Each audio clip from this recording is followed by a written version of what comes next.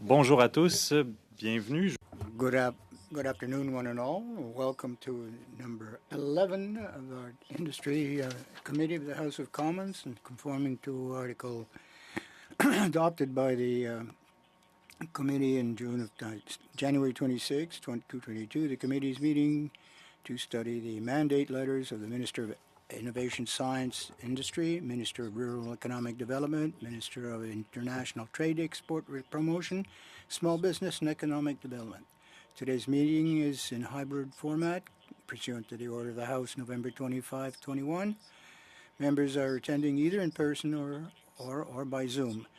We do have some virtual attendees today, and for those who are here in Ottawa, you're quite aware of the various health guidelines.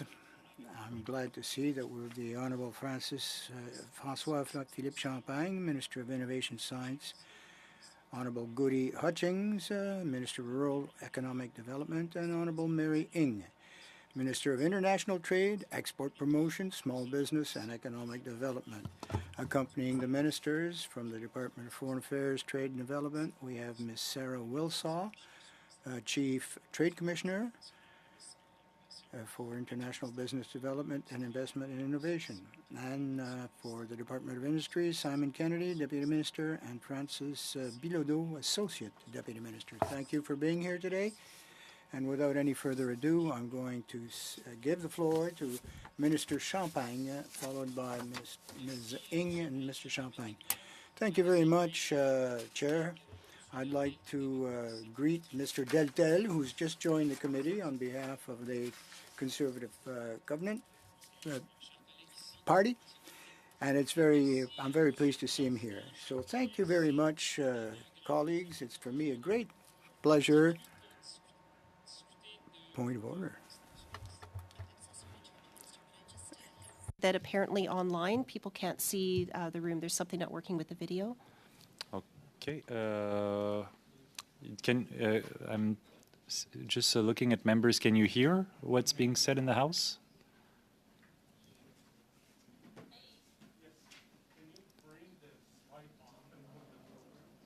Well, we can't hear you. So I'll ask you to mime your response.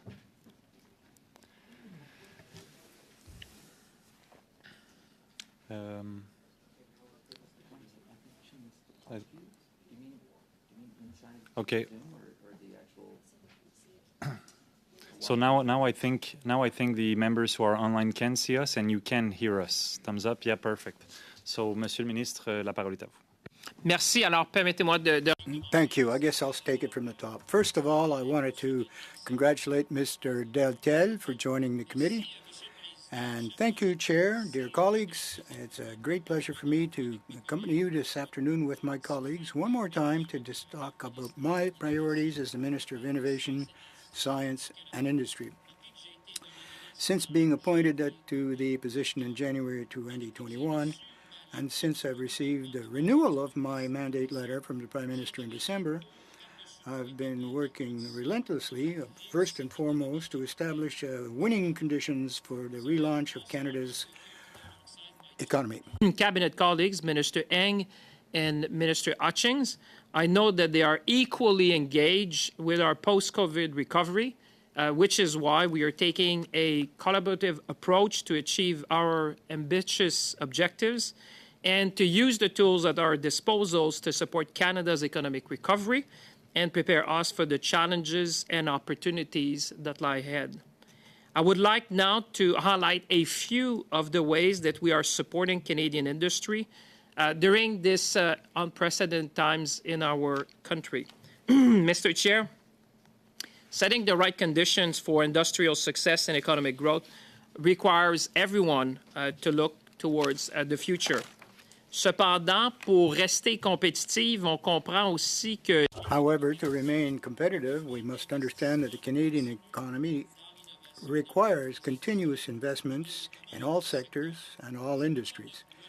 This is why our government will continue to support research and development projects on a large scale in the traditional industries in Canada, such as auto, aerospace, and natural resources, as well as agri-food. entire international community is still currently experiencing supply chain issues which are related to COVID-19. This is why I and my colleagues have been working closely with our counterparts and allies around the world, particularly in the United States, in Europe, and elsewhere, to enhance the supply chain security for key commodities such as critical minerals, batteries and semiconductors, and in crucial sectors like life sciences, manufacturing, transportation, and defense. I will continue to raise these issues as I did on my last trip in Washington, D.C., in Mexico, and in Europe. Just as we have had the backs of families, small businesses, and workers since day one of this pandemic, our government has worked tirelessly to support the industrial community towards a resilient, inclusive, and low-carbon economic future. We are doing this because we know that growing our economy and protecting our environment go hand in hand. We will do everything we can to combat climate change, something that I know, Mr. Chair, you care very much about, lower emissions, and promote Canadian ingenuity as we accelerate the transformation to a net zero future.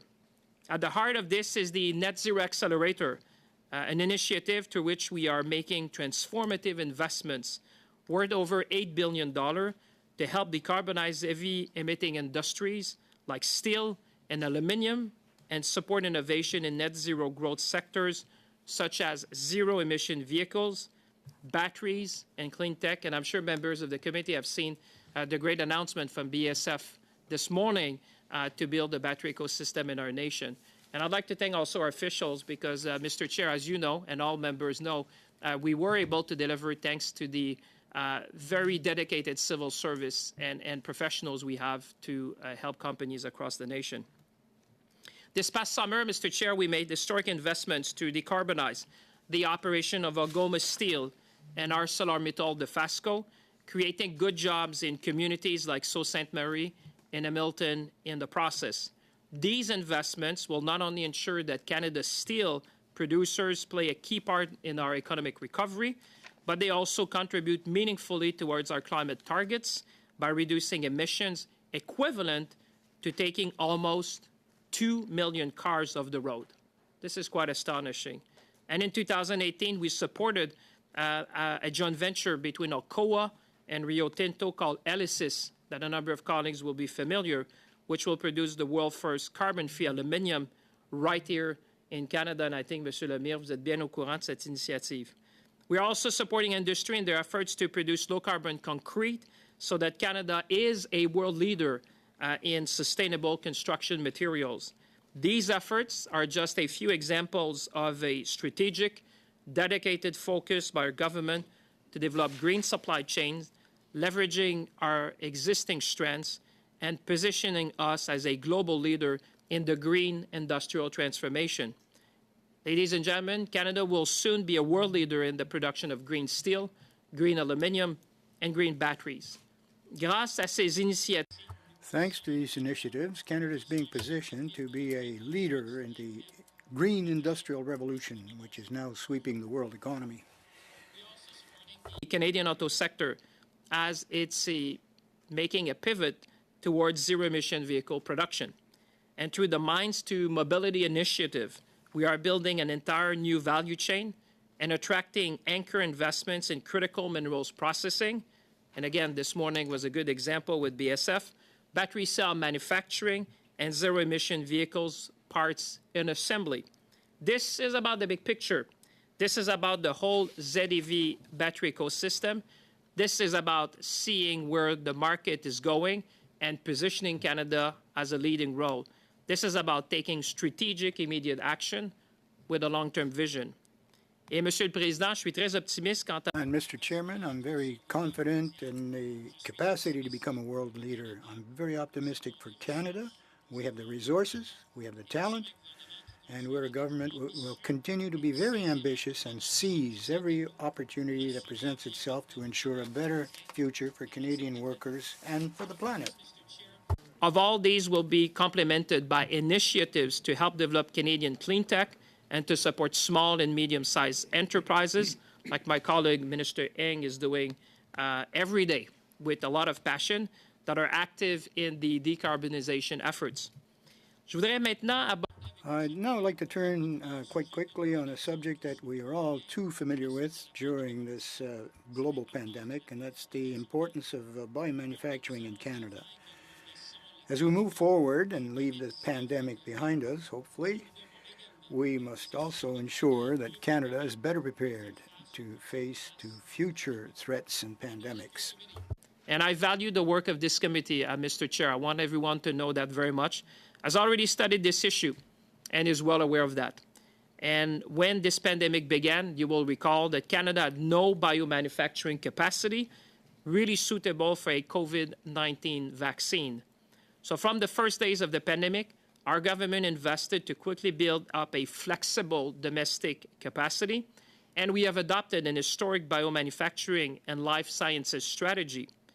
This has resulted in investment of more than $2.2 billion to reinforce Canada's world-leading capabilities in life sciences and biomedical research and grow a vibrant domestic biomanufacturing and life sciences sector that now supports thousands of jobs, good middle-class jobs. We have secured a new private sector manufacturing investment, companies like Sanofi in Toronto, and made major investment in manufacturing capacities with partners including Abcelera in Vancouver, Resilience Biotechnologies, Medicago in Quebec City, and BioVectra in Prince Edward Island. We also strengthened the government-owned manufacturing capacity with the National Research Council, because for me, Mr. Chair, it was important to have a public facility to be able to support our effort in the future, and we will continue to build on this foundation in the years to come. In addition, we are proud that we have landed one of the first Moderna facility outside of the United States. We know we can predict the next pandemic, and we are still finishing the fight against COVID-19, but we can make sure that in the future, we are not caught unprepared. This is about ensuring the safety and security of Canadians for generations to come. I would like to switch gear, Mr. Chair, to focus on the parts of our economy which might be less tangible than steel, aluminum, or vaccine, but which is no less important. We are making sure that Canada has the capacity needed to develop and maximize the next generation technologies, such as artificial intelligence and quantum computing. We are doing this through initiatives like the Pan-Canadian Artificial Intelligence Strategy and the National Quantum Strategy, both of which build on Canada's strengths in these emerging areas. We also know that the future of our economy is undoubtedly digital, and I know this committee cares very much about the digital economy. So that's why we are working aggressively to get all Canadians high-speed access to the internet, which I'm sure my distinguished colleague, Minister Hutchings, will speak to you about, because this is about connecting Canadians. Mais pour que les Canadiens puissent prospérer. In order that Canadians can benefit from the digital economy, they have to trust the security of their data and the protection of their privacy. This is why, during the current session of Parliament, I'll be introducing a bill to guarantee that all Canadians can benefit from protective measures for their privacy, for their data, of a world-class standing, and that those bad actors who breach privacy laws will be held accountable. Will establish a modernized privacy framework that enables responsible innovation in the fast-changing, Mr. Chair, digital economy of the 21st century. And I'm coming to the conclusion, I see you, because our government wants Canadians to make the most of the digital economy, and to do so, we must foster a high level of trust. This will include ongoing efforts to combat cyber risk and ensure the integrity of Canada's critical system. We also understand that copyright and intellectual property are vital to Canada's creative, social, and economic well-being. By helping Canadians better understand, protect, and access IP, we are making sure that Canadians, entrepreneurs, and researchers will have the tools they need to take advantage of new opportunities. So in conclusion, Mr. Chair, in our response to the COVID-19 pandemic, we once again saw the tremendous vitality of the Canadian economy and the talent and ingenuity of Canadian workers across our nation. It is a fact I'm reminded of every day in my role as minister, and this is why I'm so optimistic about our growth agenda. In the very earliest days of the pandemic, when access to life-saving PPE was everyone's primary concern, manufacturers from coast to coast stepped up and retooled their operations to help produce masks, gowns, face masks, and hand sanitizer. When our focus shifted towards vaccines, we were able to make historic investments to help revitalize our long-dormant domestic biomanufacturing sector.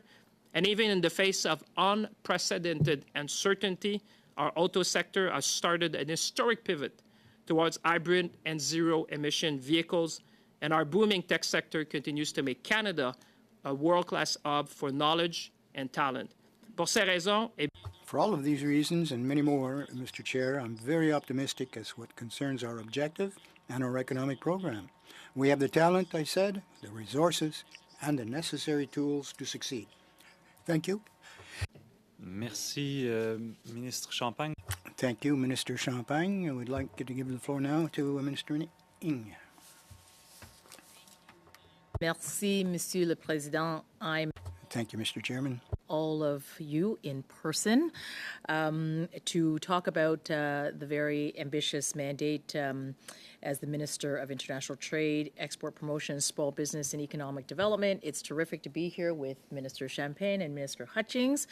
And it's terrific to talk to the committee about the mandate of our respective portfolios and picking up on what Minister Champagne said. It is very much a team approach that we take, so it's terrific to be here.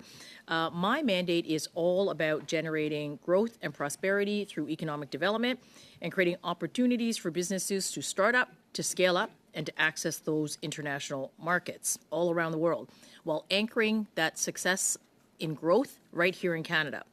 I'm working to expand opportunities through trade while making sure that no one is left behind. This means opening access to new markets and championing opportunities for women entrepreneurs, Black and Indigenous business owners, and underrepresented entrepreneurs. Il va sans dire que ces 2 années... It goes without saying that these last 2 years, we've made historical adjustments in order to keep people up. The CEBA loan and the hardest hit business recovery program to the recently extended lockdown supports. But my mandate goes much further than this pandemic. Malgré une année incroyable. Despite a very difficult year, the Canadian economy has seen a growth of 4.9%. To the resilience of our small businesses and to the strength of our trade relationships. Canada is a trading nation. Trade accounts for 2/3 of our economy and 1 out of every 6 jobs. We're the only G7 country with a trade deal with every other G7 country, and our 15 agreements gives our businesses access to 1.5 billion customers and over 60% to the world's economy. And we're working hard to grow those opportunities. Our trade relationships are made up of thousands of individual success stories. But let me just tell you about one that stretches from Nova Scotia to Virginia, USA, demonstrating the strength of our relationship with one of our closest trading partners. The company is CarbonCure. CarbonCure's groundbreaking technology injects carbon dioxide into concrete, taking harmful greenhouse gases out of the environment. It's made the concrete much stronger, which means that builders use less of it. CarbonCure's innovation improves quality and it fights climate change by lowering the carbon footprint in every project. In Virginia, what they're doing is that they are building Amazon's HQ2 headquarters, and it is CarbonCure that is in that building. This is just one of hundreds of construction projects across North America, indeed around the world, that's using this innovation.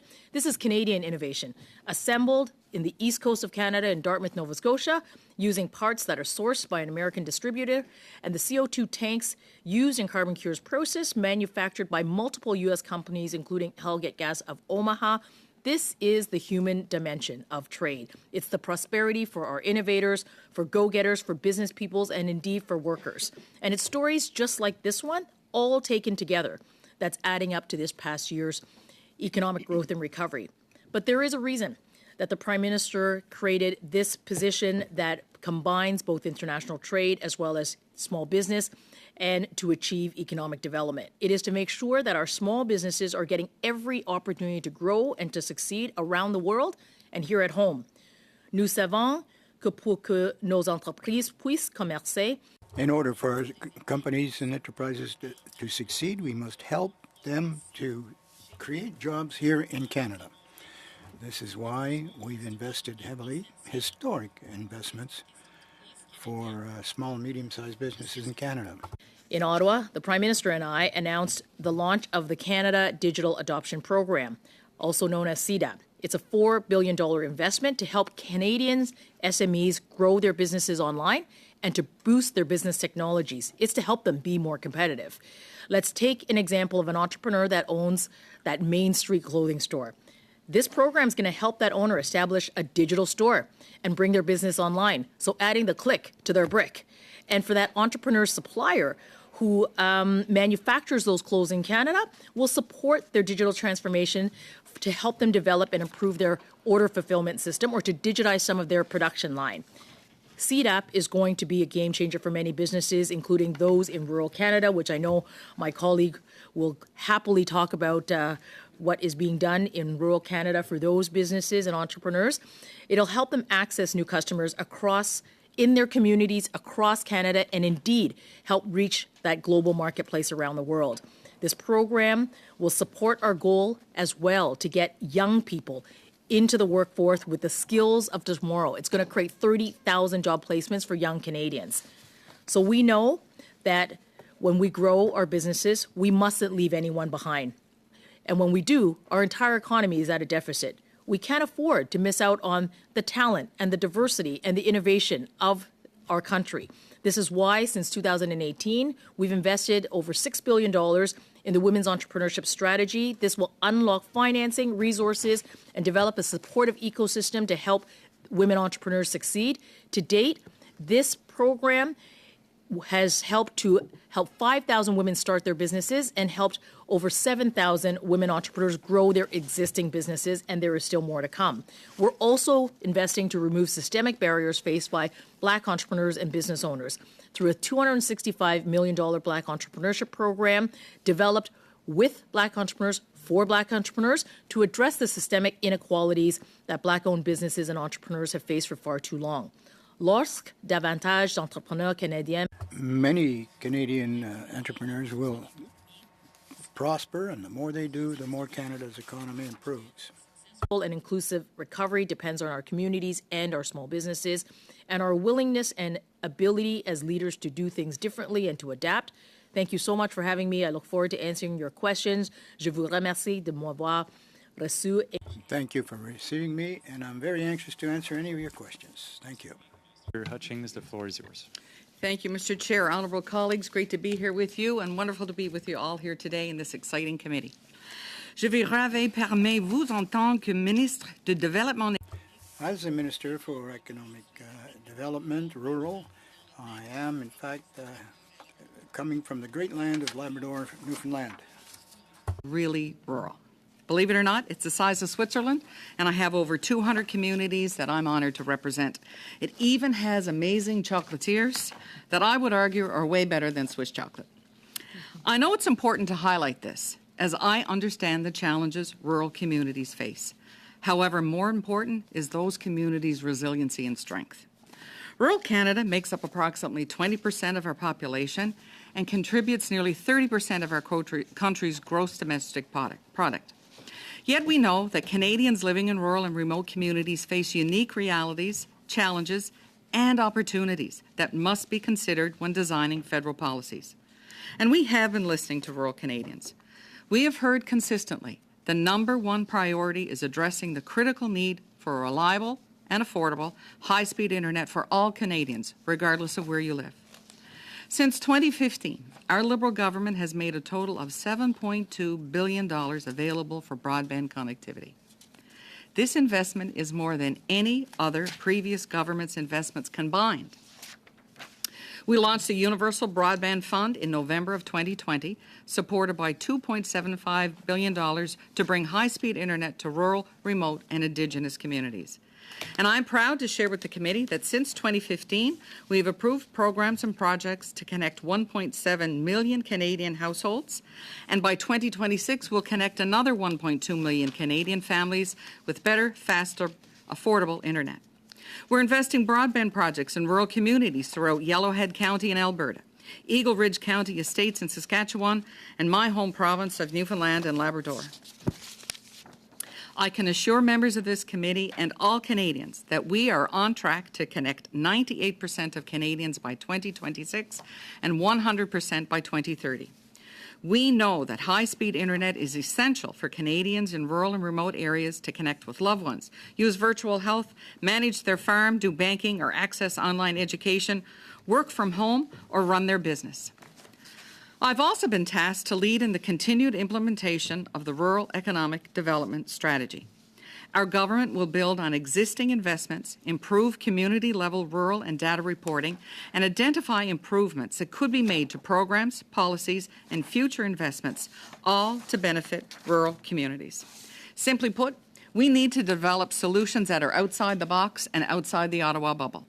Our Liberal government is focused on building a stronger, more resilient and inclusive economy for everyone, from Canadians living in our smallest remote communities to our largest urban centres.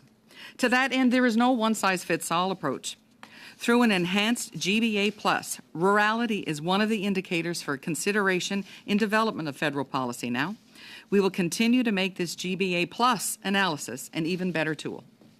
We're making sure that our decisions, policies, and programs are tailored to smaller and remote communities and address critical rural needs like connectivity, housing, climate change, health, tourism, community infrastructure, immigration, and of course, workforce. We are aware about the lack of rural data, and so we've established agreements with Stats Canada to improve the availability of information. With this, our government is better equipped to reach and deliver results for rural Canada. We are committed to ensure that the services your federal government delivers reflects the needs of Canadians from coast to coast to coast. Specifically, I've also been directed to focus on issues surrounding rural transit, mental health services, and housing, and the visibility and accessibility of all these services. By working with my Cabinet colleagues, I'm confident in our abilities to make real practical differences in the lives of rural Canadians. For those seniors living in small towns who are an hour away from the closest grocery store without access to public transit. For the parents of a child in need to see a specialist, and that hospital is 10 hours away. Or for the newly arrived family in Canada who want to settle in one of our small, beautiful towns, but they can't find a place to call home. I'm also working with my Cabinet colleagues to ensure that Canada Post Service better reaches Canadians in rural and remote areas, and working with my colleague Minister Ng in designing a new futures fund for Alberta, Saskatchewan, Newfoundland and Labrador, all which support local and regional economic diversification and employ place-based strategies. All of these efforts are critical and timely as we all work together to end the fight against COVID-19 and we build back an economy that works for everyone. Rural communities are the backbone of our economy, and when rural Canada succeeds, all of Canada is stronger. In closing, I welcome the opportunity to work with each of you as we strive to make a difference for all Canadians in rural communities, making these rural communities a beautiful and vast country. Thank you. Thank you, Ministers. Before we start with the first round of questions, just for the benefit of our witnesses, I use these and our new colleagues. So this yellow card means there's 1 minute left, and this red card means there's no more time left. And also, I'd ask our witnesses as much as possible to try to keep your answers proportionate to the questions that are asked. And without further ado, we'll start with MP Gray for 6 minutes. Thank you, Mr. Chair, and thank you to the ministers for being here today. Minister Ng, you announced details on the Canada Digital Adoption Program yesterday. Paul Wells at Maclean's reported that more than 50 not-for-profits applied to administer the Grow Your Business stream, but there was less details on the Boost Your Business stream. Was there an RFP process to select the not-for-profit for that stream? Thank you very much. We had a competitive process for service providers all across the country that will help our businesses go digital. And the work that we did, yes, was through a competitive process. So was that posted on Canada Gazette, or can you advise where that might have been posted? We ran a open process that would have been posted on our website quite a number of months ago. And the required due diligence performed by the department was exactly that. And transparency is something that we are very committed to, and to make sure that that these service providers have come in through a competitive process. Do you know how many organizations were considered? I don't off the top, but I'm sure we can get that information for you. Okay. Can you if you could table for the committee the organizations that were considered, and also what were the metrics and scoring criteria that were part of the consideration of the process? Well, let me take a step back for a second. We have seen in the pandemic, through Statistics Canada, that tell us that 110% increase was what we saw in businesses going digital from 2019 to 2020. We have seen more digital adoption by businesses in the last 2 years than the last decade. Okay. The real need to grow is and grow digitally is what this program will do.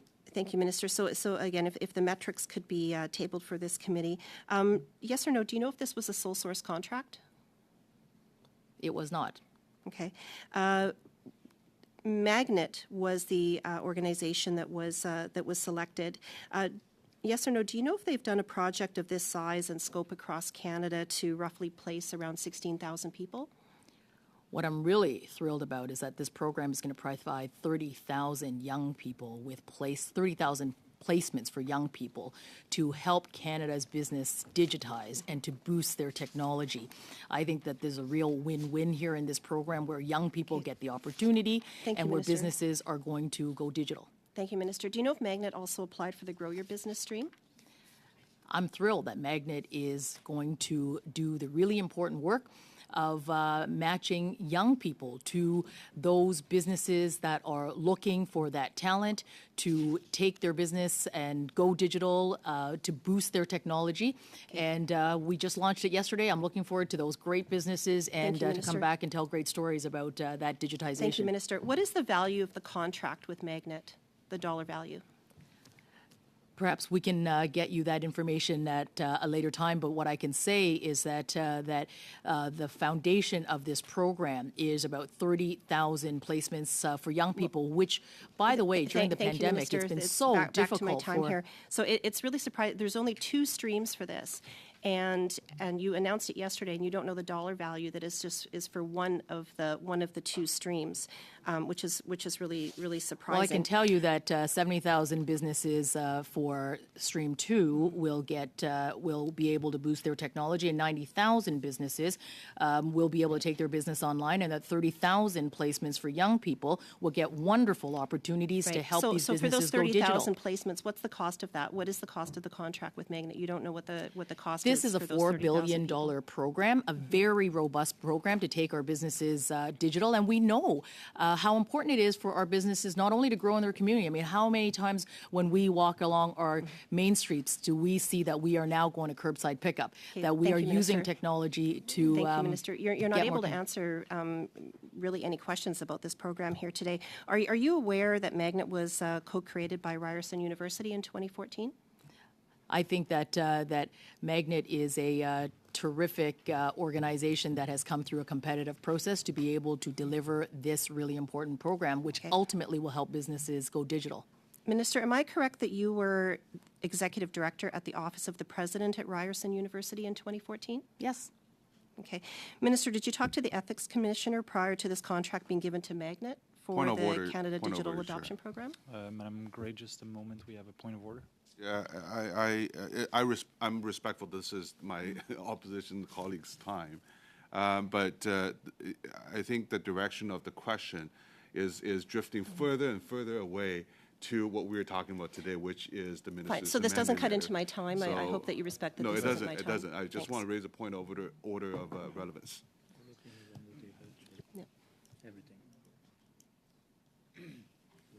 I appreciate your point of order, Mr. Dong, but the mandates letter are fairly broad, so I'll be lenient. But yeah, I hear your point of order. Thank you, Mr. Chair. So back to the Minister. Did you talk to the Ethics Commissioner prior to this contract being given to Magnet? I would say that with respect to my mandate here, which is what we are talking about, what I'm really thrilled to be sharing with you and with this committee is the importance of getting our businesses Minister, there's a yes or no competitive question. and to getting them on that road to economic recovery. And given that the present economy and the future economy is one that is digital. Thank you, Minister. that Back this to my is, time. So you're not answering yes or no. Minister, did any representatives from Ryerson University or Magnet directly approach you regarding the involvement in these government programs or other government programs? Well, what I want to say is that every element of this program went through a request for proposal process. The language of the RFPs are absolutely available, and the RFP was also assessed independently by the civil service. Okay, so you're not willing to answer the question whether you contacted the Ethics Commissioner today regarding this matter? This process went through a RFP process, independently assessed by the non-partial civil service. Minister, are you Thank aware if you, Magnet had MP received other Gray. contracts? I'm sorry to interrupt. That's all the time you had. We'll go to MP Dung for 6 minutes. Thank you very much, Chair. And it's really good to see the ministers. I don't see them a lot now, but I hope to see them more as the Parliament normalizes. My first question is to Minister Champagne. About 30 years ago, Clinton Gore administration down the States consulted with, I think it was over 500 industry elites for a lengthy period of time and came out, made a decision, a very deliberate decision, to move resource from military research to civilian technology research and set the tone or the base for IT research and particularly life science, as you know. And that is so important. And looking back 30 years ago, that was a very innovative, brave investment direction made by the government. But north of the border, Canadian economy has often been characterized as risk averse, and many analysts believe that we should take some risk. We should, at least seek for a little bit of high risk or high reward investments. Your mandate letter, as well as the 2021 Liberal Party platform, reference a Canada Advanced Research Project Agency to help development of such ecosystem. And can you expand a little bit on what does that mean for Canadians and also the Canadian research and innovation industry? Well, thank you very much for the question, and I'm also very happy to see you. To be able to see colleagues in person is a great thing.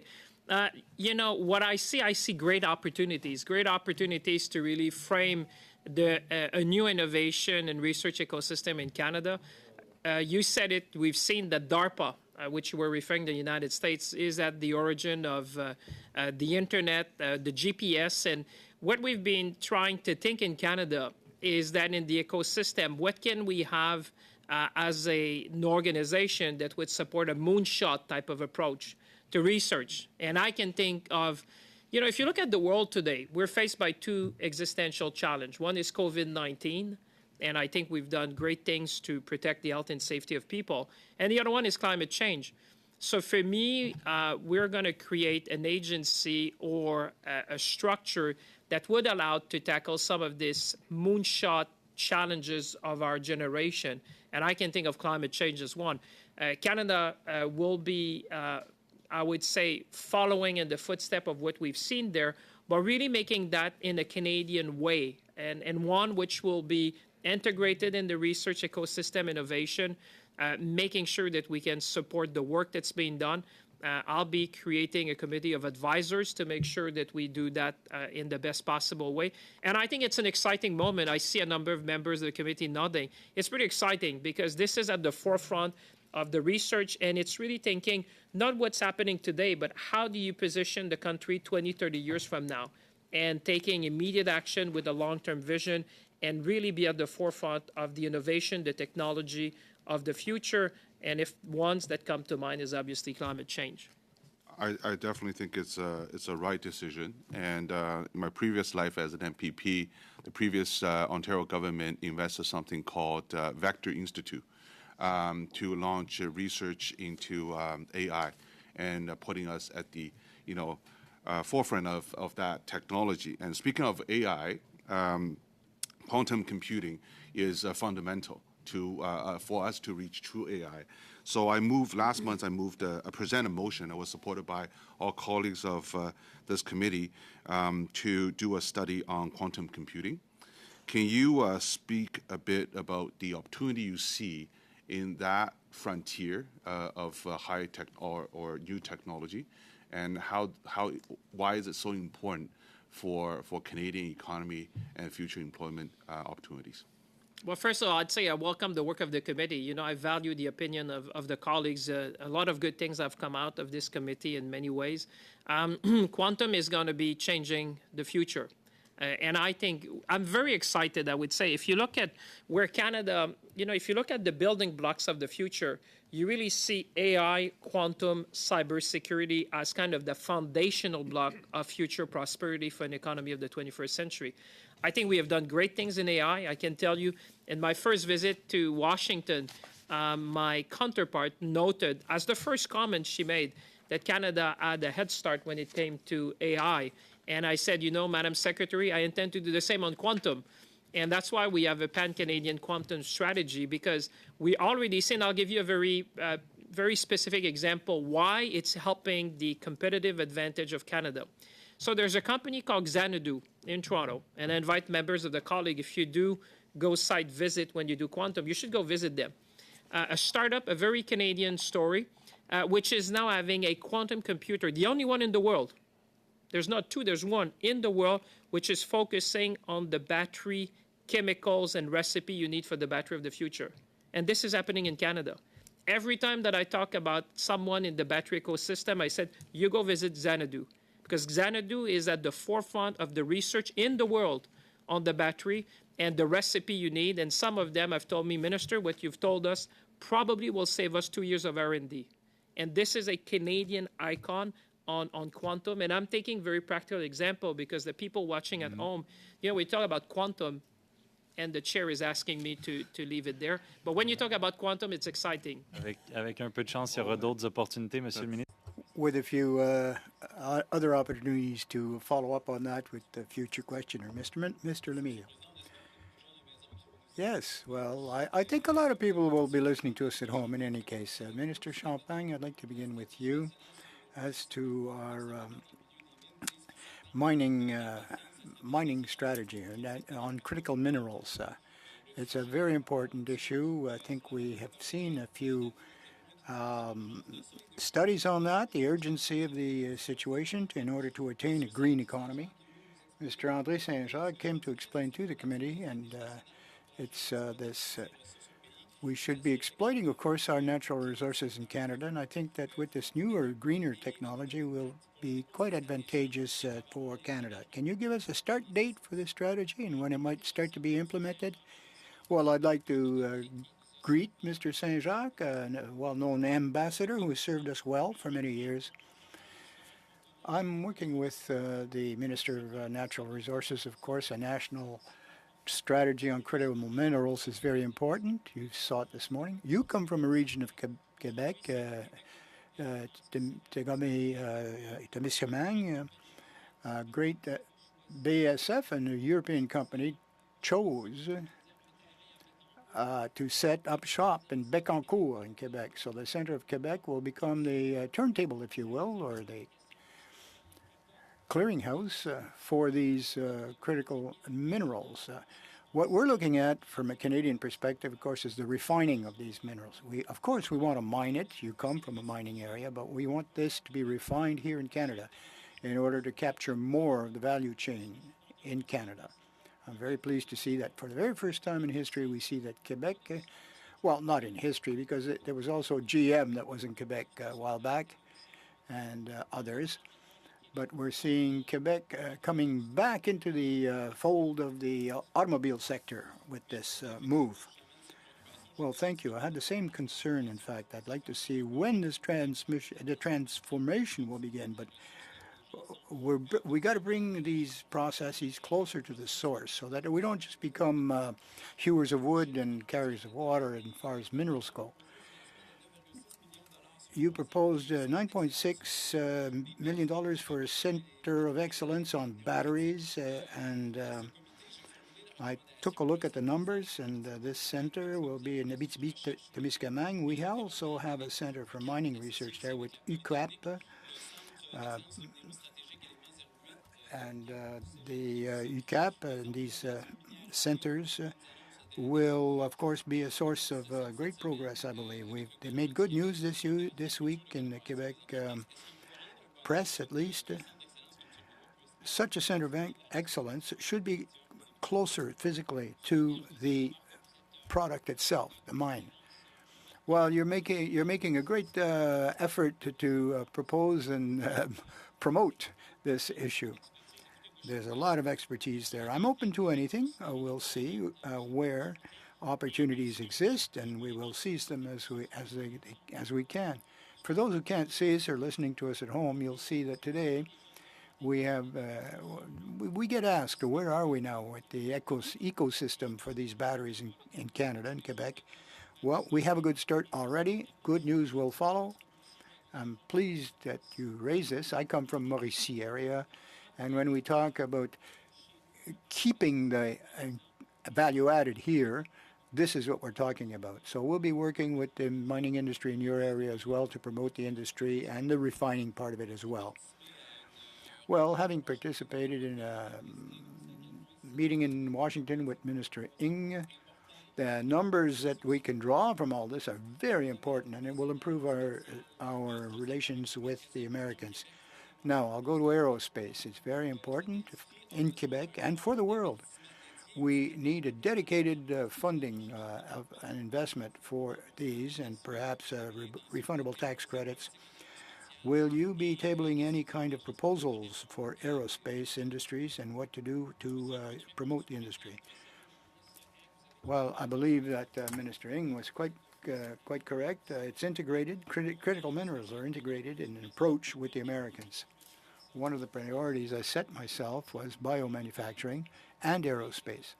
You'll remember that the announcement was made with CAE, Pratt & Whitney, Bell Helicopters. The question I posed to the industry at the time, do you want us to add 100 square feet or 1,000 square feet to your plant? No. Where do you think we're going in the next 20 years? So this is where we're looking at hybrid propulsion issues, and it's the biggest announcement in aerospace in Quebec that we've ever done with Prime Minister Trudeau. There's still some money available. I'd like to have the expertise of the committee. I'm still looking for projects. There's money left on the table. Let's get it out there to the aerospace industry to build a sector for the 21st century. Well, we are studying this in the committee. A report will appear shortly. You spoke of Moderna at one point. We know that the expertise of the pharmaceutical industry is largely set in Quebec. Do you think that Moderna would set up shop outside of Montreal or Quebec, of course, but when will we get news as to where they're going to set up?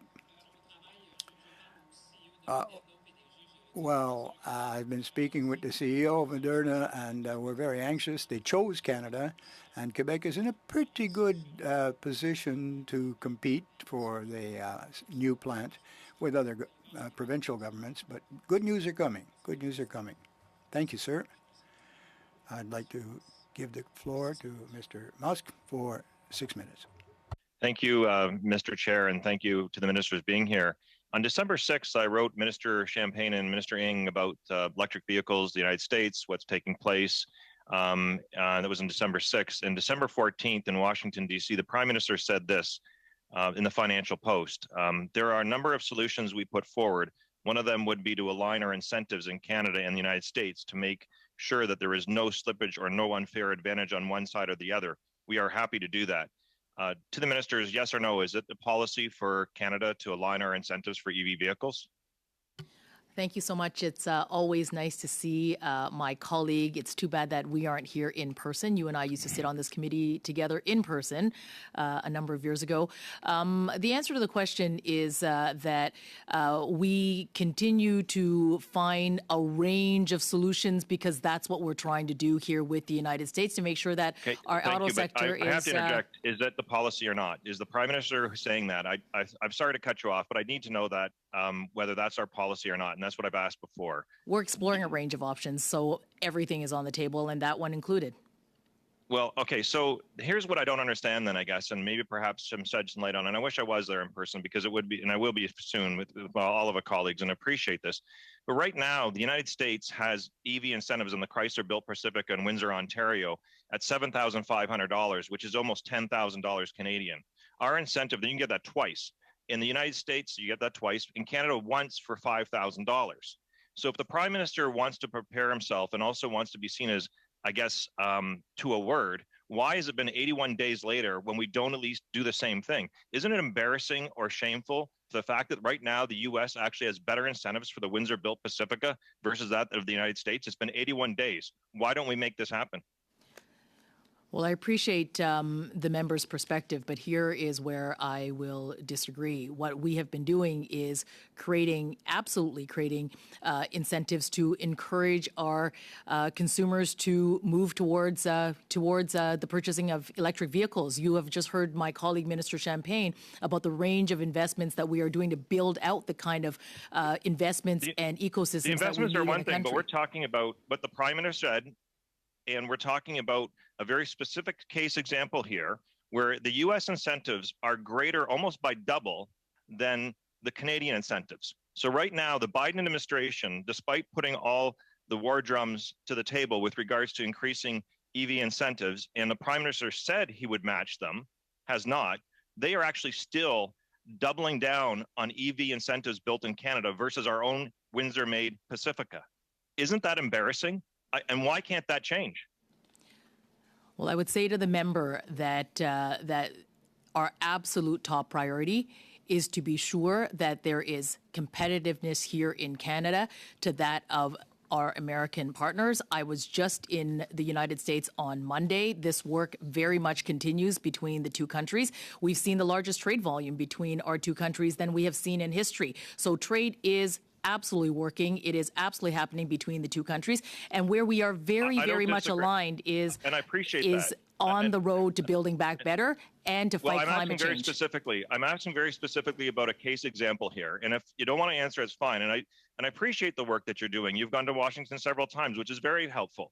But at the same time, we have a Prime Minister whose word has been often maligned in the House of Commons and other places, but goes to another country and talks about a very specific thing that he would do, doesn't do it, doesn't follow through, and we still have a problem here. So I don't accept excuses or about how lobbying or incentives here when we actually have a case example where the Prime Minister says they would match it. And wouldn't it show some good faith to the Americans that we're going to do that? What do you think they think right now when we won't even match our only electric vehicle being produced in Canada, where they're doubling their incentives from their taxpayers versus Canadians? Don't you think that erodes the Prime Minister's trust in his word in Washington when they're not even doing the same thing that we could do right now? Well, what I would say to the member is that what you've seen our government do time and time again is stand up for Canadian industries and stand up for Canadian workers. This is not different at all, and we will continue to do that work as we have done. You've seen us not step away from 232 tariffs. How is it standing up for Canadian workers when the U.S. is providing double incentive for the work actually done in Windsor, Ontario, right here, right now? That's not standing up for our work. Standing up for our workers would be actually providing Canadian consumers and also the actual workers the benefit of having the same subsidy that Americans are getting right now. I don't understand how that supports workers. And a foreign government that's actually attacking us with an EV policy is very assertive, is still actually providing double the incentive and twice versus once for Canadians on the only actually hybrid vehicle manufactured and assembly in Canada. Well, I'd say to the member, and I share the same passion, Mr. Massa, as you know, I've been fighting like you and all of us. I think it's a Canadian issue. The only thing I would disagree with you is that I can tell you, speaking to the CEOs of all the automakers, I have never received as many calls in my life of people who want to install and increase their capacity in Canada. You will see soon new mandates being renewed. You will have seen this morning the BASF announcement, which is going to be starting the That's battery great, but ecosystem. I just met with the Canadian CEOs, and they want the incentive to be matched. But they just told me a simple thing you could do. I don't know why it takes 81 days plus to actually increase our incentives from $5,000 to $9,500 or equivalency to the United States for an actual existence of a program right now. I don't understand why does it take that long, and I appreciate all the work that's being done, but I'm sorry, I'm not going to let this go. No, I appreciate, and I know your passion. I've seen you when we were building the new Ambassador Bridge, and trust me, I do know your passion, and you'll be at that. What I can tell you, what I hear from the CEOs is proximity. Proximity to resources, proximity to the assembly plant, and proximity to the markets. To be honest, we are so competitive, Mr. Massey, I would tell you, that when you see the number of mandates we're renewing, I think you will look back and you say, we have done something quite extraordinary that you will see, and you will benefit, and the worker in Windsor will benefit, because we are in touch with all the automakers, and I've received now calls from European automakers that are looking at Canada. Never, I think, in the history of Canada, we've seen so much interest in building in Canada. Thank you, Minister. Thank you, MP And I Mas. appreciate that, but it doesn't answer the simple question. Thank you. We'll now move to MP Gray for 6 minutes. Great, thank you, Mr. Chair. 5 minutes, I'm sorry. Minister Ng, did any representatives from Ryerson University or Magnet directly approach you regarding involvement in government programs? I appreciate this question, and as I said earlier, we're going to see some 30,000 student placements. And what I would say is that that officials opened up the search for organizations who could step up as a partner to help these young people provide the opportunity to small businesses to digitize. They've done the due diligence, and they've done the due diligence. Thank you, Minister. That was a yes or no. That was a yes or no question. Has Magnet received any other contracts from the government since 2015? I know that they are they are going to be the successful deliverers to this contract. So if you could please table for this committee any contracts that Magnet might have received since 2015, and what those dollar values of those contracts were, and what the content of the contracts were. What I could say and share just in response to an earlier question that you had was that there were 10 organizations that applied. 8 had completed applications. 4 were shortlisted. Magnet went through that competitive process as a shortlisted, as one of the shortlisted, and I don't know who gets selected before officials put their recommendation in front of me. So just to clarify, just to provide you with that in response to an earlier question you had. Thank you very much, Minister. So can you table, just as you've outlined with the various organizations that went through the process, the scoring results for the not-for-profits that were being considered? I think the question that you're asking me, I hope what you're asking me, is how this program and how this service deliverer is going to be able to provide what is in my mandate, which is to help Canadian businesses grow, and through that growth, through digitization. And I'm very confident that we're going to see 30,000 youth placements, and we're going to see some 160,000 businesses go digital, go online, and boost their technology. Thank you, Minister. The question is if you could table the scoring criteria, and how those, especially the last 4, scored in that scoring criteria. I'm so happy to talk to you about my mandate, particularly to help Canadian businesses go digital, and I'm thrilled that that there will be terrific young people, which no doubt we're going to see contribute. I guess we'll read that that's. I guess we'll read that that's a no. Minister, did you recluse yourself from any cabinet decisions involving Ryerson University or Magnet due to perceived conflict of interest? I think what you're asking me, and I just responded, 10 organizations applied, 8 had completed applications, 4 were shortlisted. Magnet went through that competitive process, and I do not know who gets selected before the officials put their recommendations in front of me. Okay.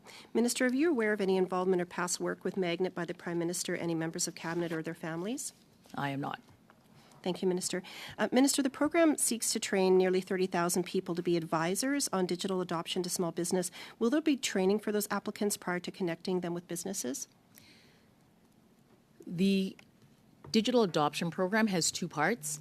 One is to help businesses with e-commerce, and through that, there are service providers all across the country that have gone through a competitive process that will provide that e-commerce service, helping businesses get to that digital storefront.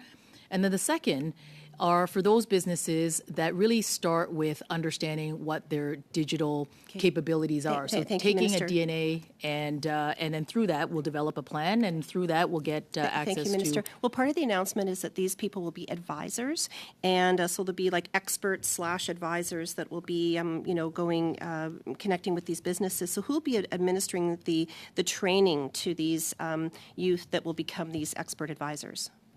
We're going to have, so let me just clarify this.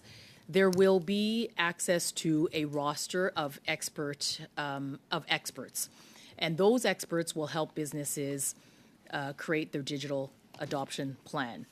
And they're going to get up to $15,000 in grants to do that. And those are expert advisors. In addition, we're going to provide up to $7,500 for the business to bring on a young person to implement or to help them implement their digital adoption plan. So that is how the program is designed. So, Minister, but who will be administering the advisors? And I mean, and in fact, there's a lot of small businesses that do this type of work, and so now you've got the government that will have these advisors actually directly competing with small businesses that do this type of digital work. So, how can you?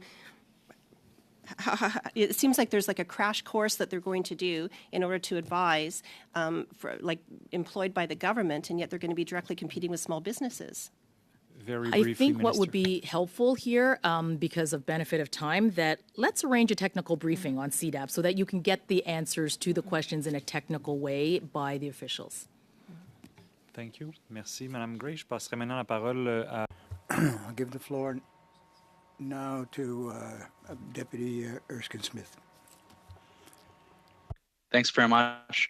I want to start, Mr. Champagne, with the Net Zero Accelerator. Do you have a sense of the $8 billion, how much has been allocated to date? Well, first of all, thank you for that. The NZA is really our flagship program. I mean, it's more than $7 billion, and you've seen projects, for example, we've used a part of the sums, and I can give you exactly the figure.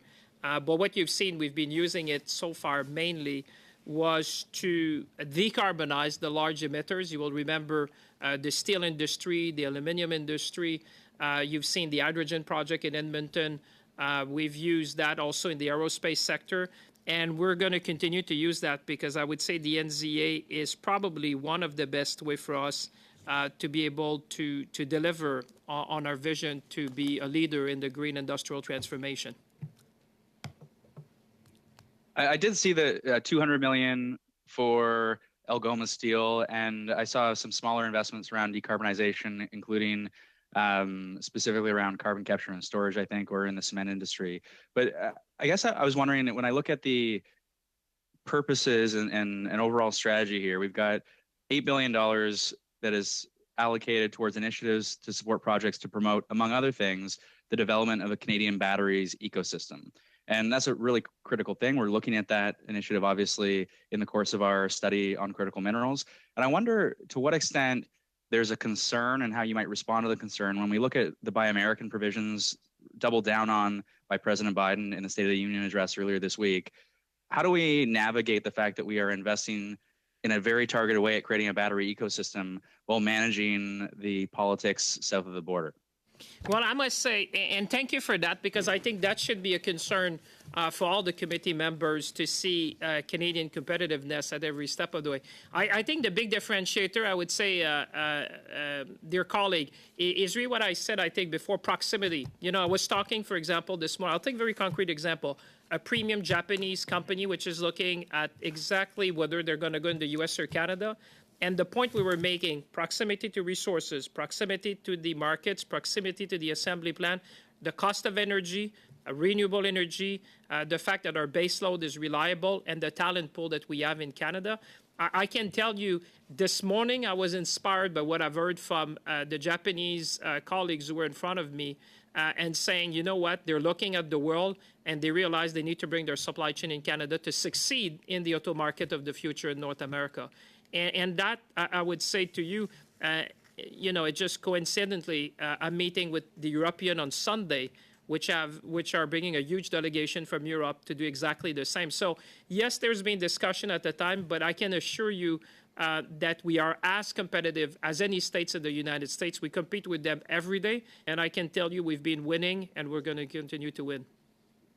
And is it possible, as you look to the critical mineral strategy, and obviously there's collaboration with our American partners, and there's a need from our American partners for Canadian resources and rare minerals, is there any sense of an ability to push back against Buy American and to say, well, if you are going to proceed with Buy American and I think hurt our auto sector here in Ontario as a result, that we're not going to be so collaborative on the critical minerals front?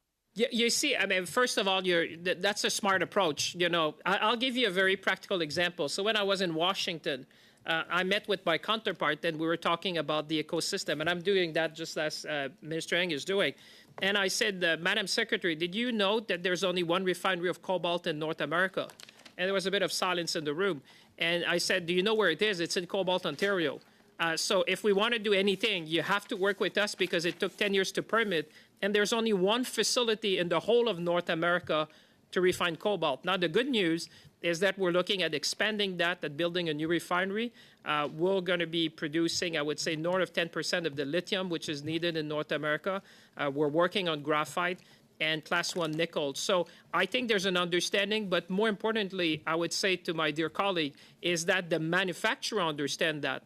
They understand they have to be on this side of the border to succeed in the battery ecosystem of the future. And the announcement this morning, listen, you're looking at BASF. If you're looking at a German company which is doing its homework, we were competing with U.S. states. They decided to go in Bécancour in Quebec.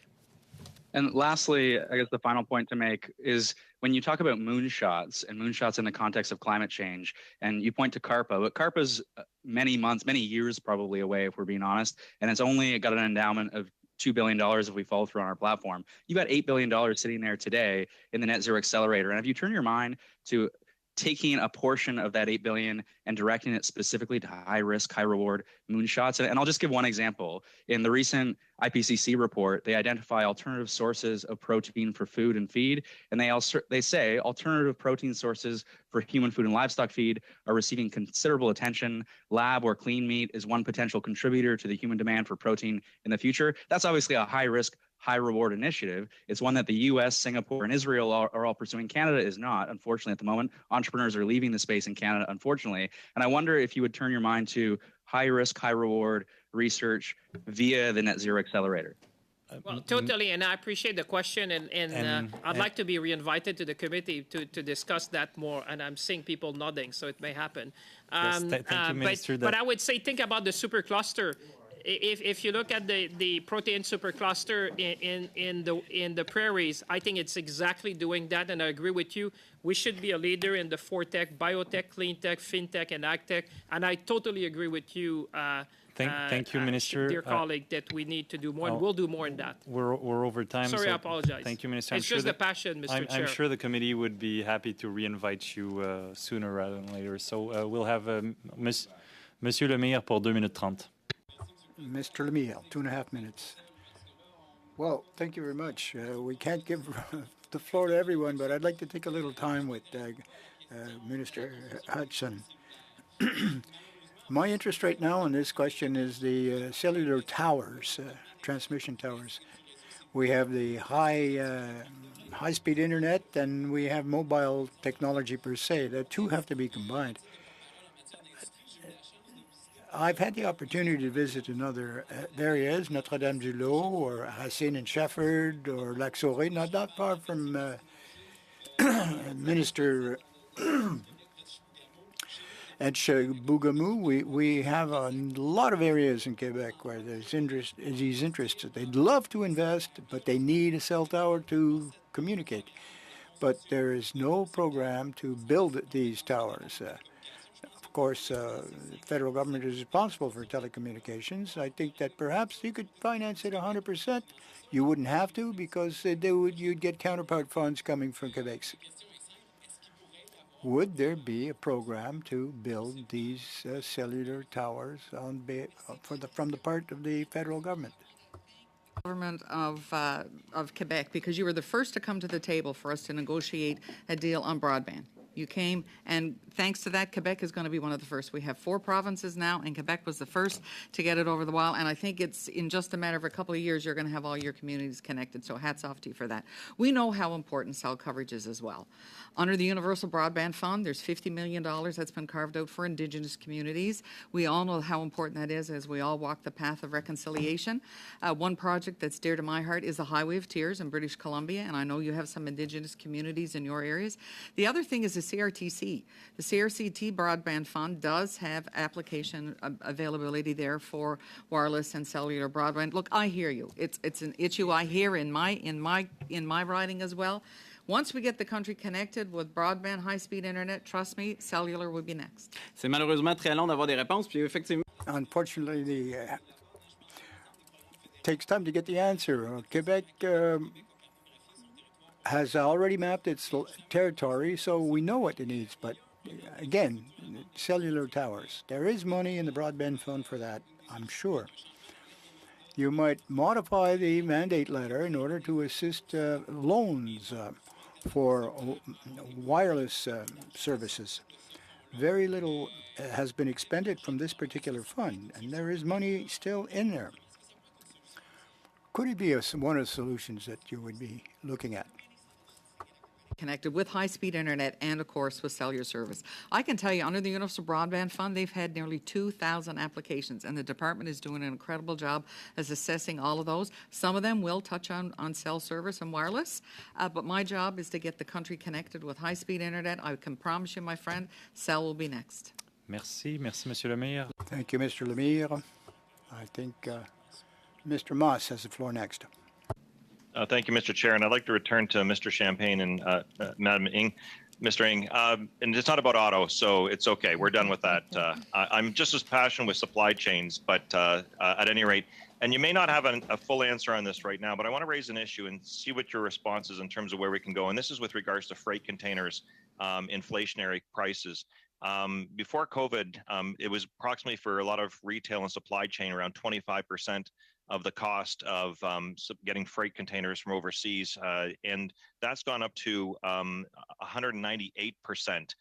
And also Canadians are being charged around 30% higher than American counterparts for steamship coverage, is what I'm being told. Can you provide some insight in terms of what the government is doing? Has it been raised as an issue? And how do we support especially medium and small businesses that are getting pounded by this increased cost, which is going to be inflationary to consumers and also disrupt supply chains? Yeah, thank you very much, Mr. Massey, for that.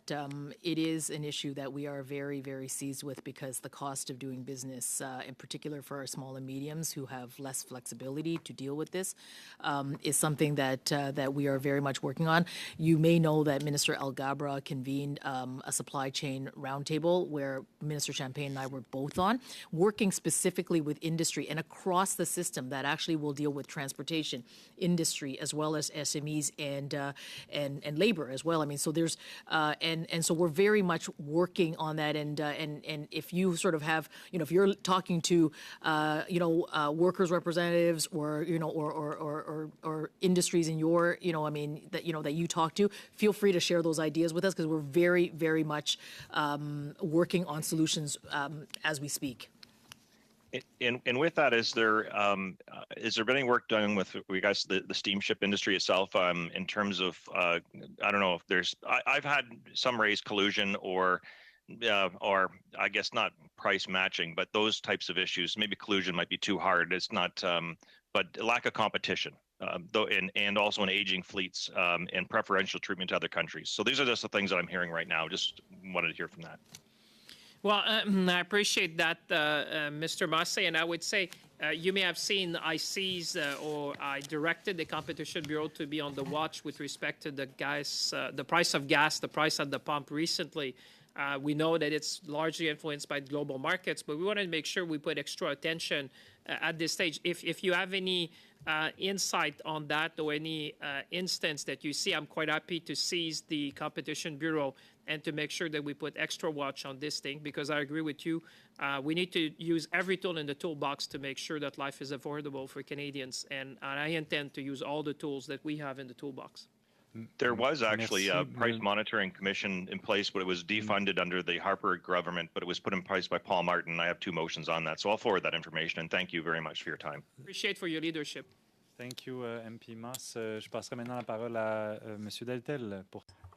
Mr. Deltel, thank you very much, Chair, and thank you, colleagues. I'm very pleased to be here with much humility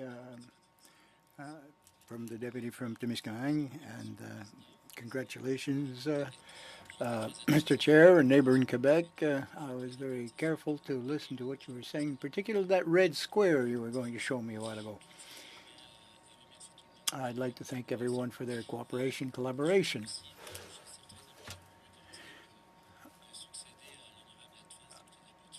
I'm replacing the MP from Abbotsford, and it's with much humility that I'm there. I'm not there to fill his boots, but I am replacing him. Has been a really great, if not the greatest, international trade minister in our Canadian history. Under his leadership, Canada signed 43 free trade agreements with 43 other countries. What a great achievement, and it's very, with a lot of modesty, I'm following its footsteps here in this committee. Alors, Monsieur le Président, j'aimerais tout... Mr. Chair, I'd like to deal with my honourable colleague from Shawinigan, who I admire very much. I'm quite attentive to everything that he said, particularly for investments in business. Co-citizen of Quebec, I applaud these investments, which will have fantastic spin-offs for our province and for our country. BSF, for example. When we take a look at the investments, foreign investments in Canada and in Quebec, unfortunately, we can't say that we're at the head of the parade. We're 30th in line among the countries. What can we do about getting off of the bottom? 30 out of 32, well, it's not all that great. I'm sure he's going to tell me a long list of all the investments he's made over the past few months. We used to be quite high up in the list. What does the minister intend to do in order to improve and increase foreign investment here in Canada? Well, first of all, thank you, and thank you for the comments of Louis Saint Laurent. Sorry. I have a lot of friendship and admiration for him. And I do admire him because of these parliamentarian. He's making a big difference. I understand the numbers that you've just explained, and the reality on the ground is quite different. I've never received so many calls from businesses wishing to establish themselves in Canada. I won't give you the whole list, but polypropylene green is going to set up in Alberta. Then we had Edmonton. Now we're talking about batteries. You're going to see, it's going to snowball. You're only seeing the tip of the iceberg of what's coming in. These investments are going to come, foreign investment, which will allow us to create an industry. It didn't even exist in Canada. It's never existed here, and we're starting from scratch, and it will bring benefits for the next 20 to 30 years. The same is true for aerospace. I'm very aware of all the figures. I'm working with my colleague, the minister here. What we want to see is predictability, stability, and the right of law. The results that we've done from 2022 are going to be impressive. I don't want to take too much time. You know as well as I do that proximity to resources, green energy, renewable energy throughout the country, the talent that we have in our skilled manpower here, this will make a huge difference. They had the choice. I've been meeting with this CEO of the German company and decided to stay in Quebec because of all these elements. Well, I'm sure that we're all happy to hear this long list of accomplishments, but you know, when the phone is ringing, you got to answer it. That there investments could be made anywhere today, but we want our share. I'd like to see as many in Toronto as in Quebec, but other countries are more successful in attracting foreign investments. Of course, I want to see Canada at the head of the list, not the bottom of the list. In response to an earlier question, you spoke of an organization, an agency, some structure, some. Is it a structure or an agents for the future? My colleague was just pointing out that 75 billion since 21. That's the highest rate of investment that we've seen in a number of years now. So we're on the right track. In response to his question, we're still examining the best way to approach it. What structure, what kind of organization, we'll deal with that very soon. We want to make a difference now. There are enterprises that are transforming right now, including aerospace. Batteries are important. This is what's going to lead us further. I want to put it in place as quickly as possible, but we're looking at the best fit model. Mr. Antel, I'm sorry, but you didn't see the red flag. Well, oh, I'm sorry. If in that case, I'll just have to zip my lip. Now, MP Gahir for Vince. Thank you, Chair, and thank you for the ministers for appearing before the committee. My first question is for Minister Ng. So, Minister Ng, the part of your mandate is negotiating as part of a new Indo-Pacific strategy, new bilateral and regional trade agreements, expanding foreign investment promotion and protection agreements, and building stronger economic linkages. Could you speak a little bit about which countries in specific are your focus in the Indo-Pacific region and what work has been done on those files? Well, thank you so much, my wonderful colleague.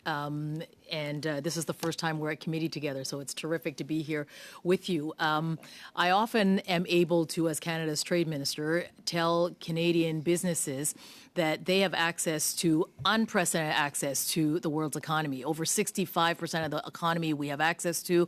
We're the only G7 country with a free trade agreement with every other G7 country. Important economic zones, whether it be here in North America, where we successfully renegotiated the new NAFTA. We successfully concluded the agreement in Europe through CETA. We successfully negotiated a comprehensive and a progressive high standards agreement in the Asia Pacific through the CPTPP.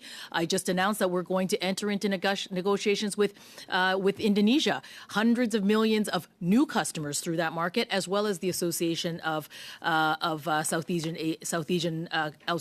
Asian countries. So ASEAN. So these are very, very ambitious agreements that we want to absolutely make. But here's the thing. Agreements are only that. Agreements are only good if you can actually help your businesses grow and get into those markets. So let me give you an example of a terrific female-led organization who has recently, in 2019, expanded her warehouse by 5,000 feet. She now, in 2020, has purchased a new warehouse. She, by the way, has gotten support through the Women's Entrepreneurship Ecosystem Fund. And today, she's exporting into countries like Japan, Vietnam, and Australia and experiencing growth. So when we talk about growing our businesses into those markets, it is absolutely being ambitious about negotiating free trade agreements, but it is also equally being ambitious to make sure that we are helping our businesses seize those opportunities, that we're not leaving people behind, like Indigenous businesses, Black-owned businesses, women entrepreneurs.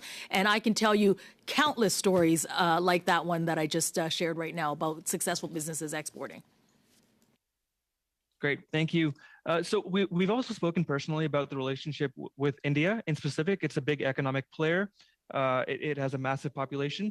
We have great people-to-people ties between these two nations, ours and India. What work is being done to pursue an economic portfolio, a greater one with India? Well, terrific question. Listen, I was just getting briefed a little earlier so that I can be ready to take a number of companies to India through a virtual trade mission that's starting on Monday.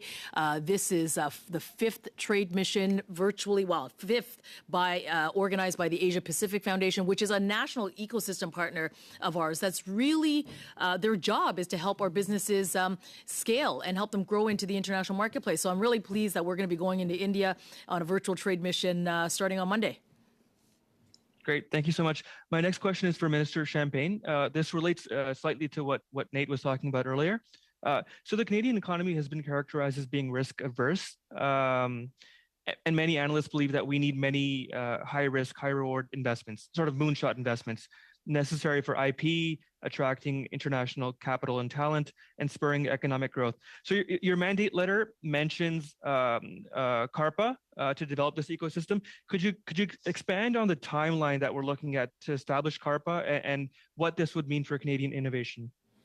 Well, thank you very much, and thanks for your work. That's a great question, I would say. Listen, as soon as possible. You know me, I have kind of a reputation to be a bit impatient. So as soon as possible, we're working now to put a small group to advise on the best possible way to structure it. Obviously, we know the DARPA model, you know, how it's structured, the independence, the fact that they are very agile, the fact that they're looking very much forward. This is about really the moonshot type of approach. And that was really something that was missing in the ecosystem. But we're working very diligently because, as you know, Canada is a smaller economy. So when you create something new like that, you need to make sure that this ties well with the super clusters we have, the research ecosystem, the granting agency, the National Research Council. So I think we're investing the time now to go faster into the implementation.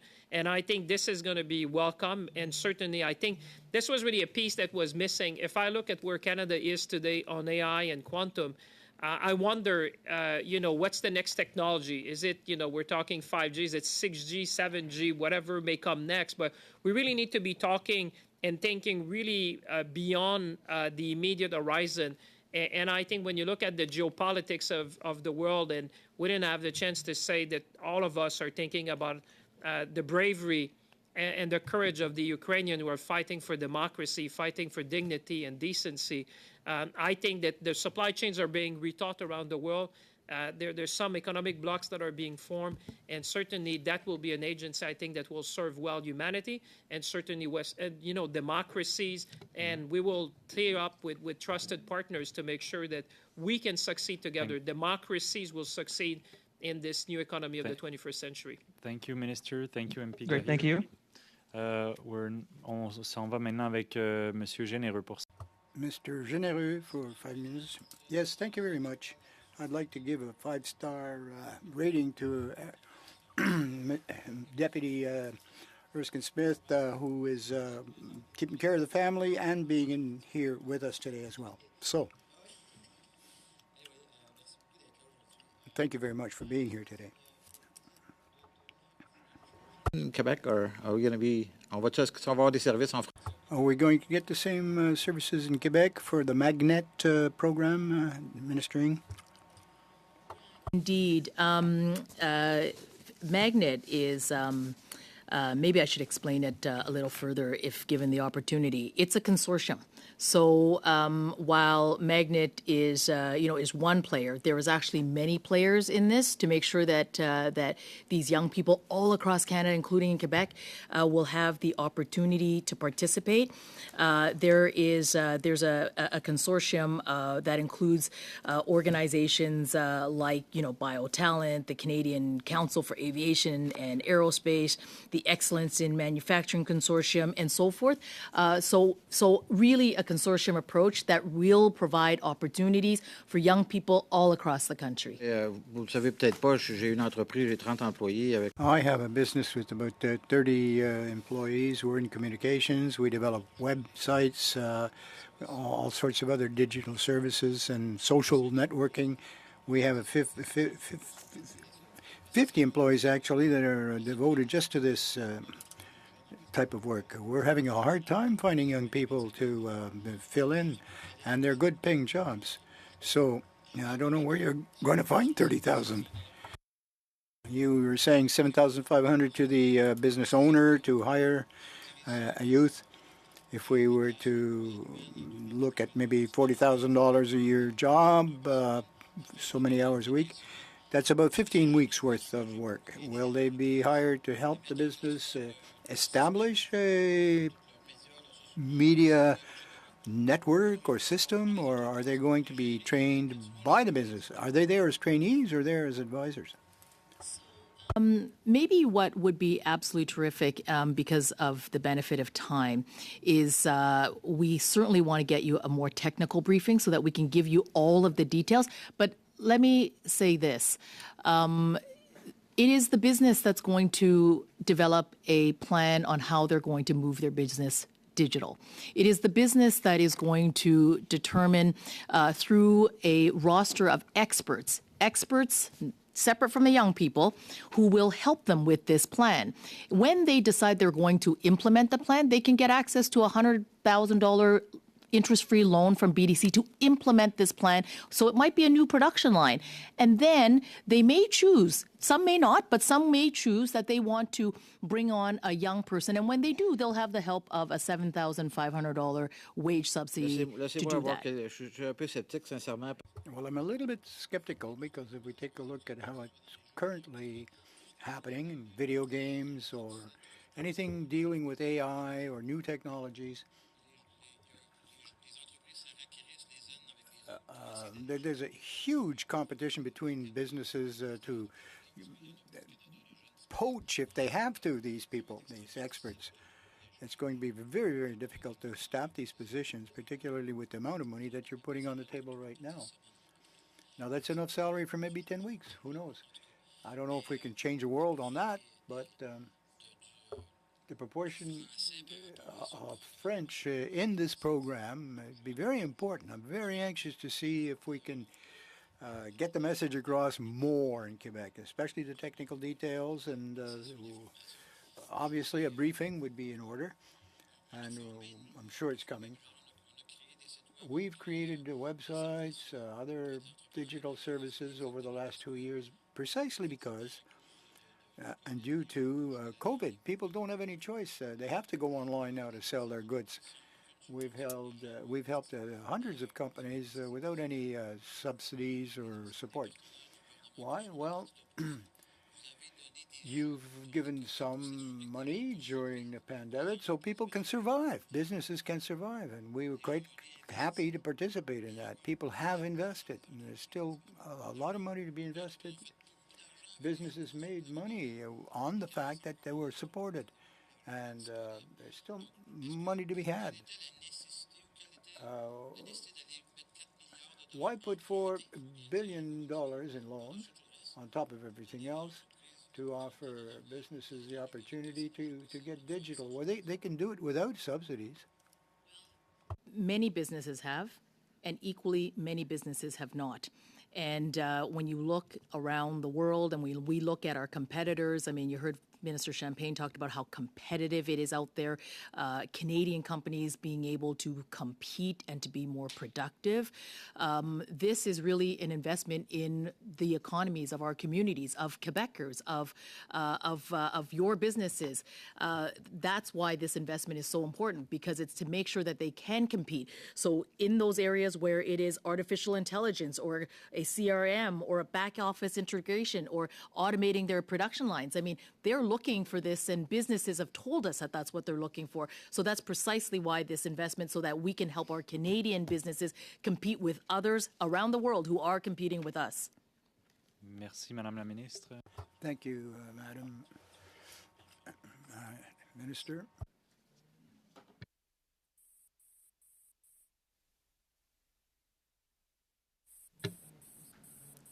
MP Fillmore, the floor is yours. Okay, thank you, Chair. I appreciate that very much. And thank you, Ministers Champagne, Ng, and Hutchings, for your time today and for your work in these challenging times that we're living in right now. Very much appreciated. I'd like to start with you, Minister Hutchings, if I could. Now, you and I have had the privilege of sitting together in the Atlantic Caucus for about 7 years now, and we've both been able to bring diverse perspectives to the issues of the day. You have been such an incredible advocate for rural communities. As you know, I'm a city planner by profession, and what I think we have found is that people in rural and urban areas share many of the same needs, particularly around access to effective transit and housing. But the solutions and challenges are not exactly the same for urban and rural communities. So I wonder if you could talk to us about the challenges and opportunities for transit and housing for rural Canadians and the work that you're undertaking on those issues. Thank you, my friend and colleague. Always great to see you, and it's been wonderful spending these 7 years with you. First, I want to give a little history lesson. The previous government used to have a rural secretariat, and our government believes in rural so passionately that we now have a fully funded ministry, of which I'm honored and humbled to be the department of which I'm honored and humbled to be the minister of. And you're right, the one-size-fits-all doesn't work in rural and urban. And we've developed so many programs and policies all throughout our government in various systems. And the ones that you've touched on are so true, like housing. The housing program of 1,000 units in downtown Toronto are not the same as a 10-unit in rural my part of the world. So we need to make sure that the programs are tweaked and actually have that rural lens on it. For transit, as you know, we've just announced a rural transit fund, and I think folks have up until the middle of the March to get their applications in, because rural transit is different. I have communities that there's no Uber in my province. I have communities that have no taxis. I have communities that have no bus services at all, which is typical of rural and remote areas. So we need to take our time and develop programs and policies that will be effective to address the needs, especially with climate change, especially for aging communities, but especially for growing our communities. We need to make sure that people see that that rural has phenomenal opportunities. I think one thing that we've learned from COVID-19 is that people now want to move. You in your home province of Nova Scotia, you've seen a boom in your population. People are moving to rural areas. So we need to help them build these communities, have strong, healthy infrastructure, which includes housing, which includes transit, which includes wastewater and roads, and connectivity. Because if you have high-speed, affordable internet, you can work from anywhere. And that's the number one priority in my department. That's my number one priority. If you have high-speed internet, you can work from anywhere. And I challenge this committee, when you're looking at other things to study and peruse, make sure you put a rural lens on it, please. Thank you. Thanks for that, Minister. And you've provided a good segue there. Now, today in question period, you answered a question about the rollout of the rural broadband program. You only had 30 seconds. I had a feeling you could have used a lot more. What would you like the committee to know about how that program is going? Oh, thank you again. You're right. I could go on and on the Universal Broadband Fund and connecting the country. So as I said, since 2015, we've connected 1.7 million households. By 2026, we're going to connect another 1.2 million households. And we have many, many tools in our toolbox, to take my colleague's phrase. We have the Connect to Innovate program. We've got the CRTC Broadband Fund. We've got the Canadian Infrastructure Bank. Of course, we've got the Universal Broadband Fund. We've got our low Earth orbit satellite. So between all those programs, we're going to get every Canadian connected by 2030 and 98% by 2026. The rapid response stream we put out in response to the pandemic. We knew we had to get people connected, and I'm so proud of the department. The first project went out within 6 weeks. As I alluded to earlier, they have just under 2,000 programs now and applications that they're assessing. We'll make sure that we put the affordability lens, the best hardware that we can be scalable as our speeds go from 5010 and higher. I'm proud of the work that's being done, and I know we are going to honor our commitments to get Canada connected. I hope we can say it before 2030. Thank you, my friend. Thank you, Goody, for that. Chair, how are we for time? Got 28 more seconds. Okay, maybe then, Minister Ng, just in 20 seconds, what can you tell us? What would you like to say to Canada's small businesses about the work that you're doing to ensure their long-term recovery coming out of this pandemic? What's your message to them? My message to them is grow and grow international. Don't be afraid to do it. We've got lots of tools in place, from the Trade Commissioner Service to the Business Development Bank of Canada to Export Development Canada. It's what I call the Trade Toolbox. Let's help you hold your hand to get into those markets. Those agreements are only good if we can get you growing, and that's our plan. We're going to get you growing. Thanks so much. Merci. Je passerai maintenant la parole à Monsieur Lemire pour 2 minutes. Mr. Lemire, you have 2 minutes. Thank you, Chair. My next question is for Minister Ng. I've all asked you questions, of course, in the House on softwood lumber. Can you talk to us about where we are right now? What's the status of the situation and the references, the reference points that you have in Washington that they're different in Quebec than they are in BC, for example? It's really terrific to have us be in Washington, really as Team Canada when we were down there before the end of last year, showing the Canadian strength and how we are all working together for this very important sector. And I know how important this is to Quebec and certainly in your riding. And what I would say is that we are going to continue doing that work. But here's what else we are doing. We are also, because my mandate is also about creating new markets and helping businesses diversify so that they can look beyond what is a good market south of the border, but also to new markets. And, I think about this really terrific company in Sainte-Thérèse, Quebec. It's a producer of flooring and lumber products.